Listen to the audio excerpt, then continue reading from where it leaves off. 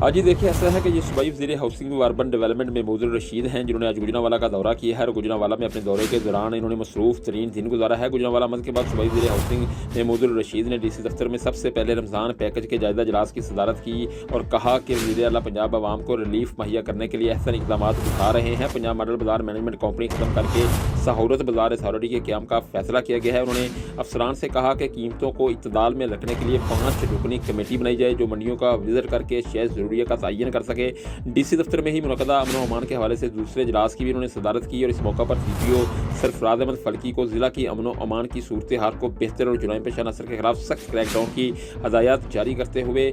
मेरठ की खिलाफवर्जी और शहरियों के साथ सियादतियाँ करने वाले पुलिस अफसरान और मुलाजमीन के खिलाफ बिला इम्तियाज़ सख्त कार्रवाइयाँ करने का हुक्म दिया और कहा कि इससे शहरियों को फौरी रिलीफ मिलेगा। डिप्टी कमिश्नर दफ्तर में 2 इजलास से खिताब और इजलास में शरीक अफसरान को ज़रूरी अहकाम देने के बाद सूबाई वज़ीर हाउसिंग व अर्बन डेवलपमेंट महमूद रशीद अराजी रिकॉर्ड सेंटर रजिस्ट्री ब्रांच पहुंचे, जहां उन्होंने साइलिन को दी जाने वाली सहूलियात का भी जायजा लिया। अराजी रिकॉर्ड सेंटर रजिस्ट्री ब्रांच के विजिट के बाद सूबाई वज़ीर महमूद रशीद अचानक थाना सिविल लाइन पहुंचे, जहां उन्होंने हवालात में बंद कैदियों से तफसीली मुलाकात की, थाने का रिकॉर्ड चेक किया और साइलिन को थाने में दी जाने वाली सहूलियात का तफसीलन जायजा लिया। इस मौके पर डिप्टी कमिश्नर मोहम्मद सहेल खाजा और CPO सरफराज अहमद फल्की भी इनके हमरा थे।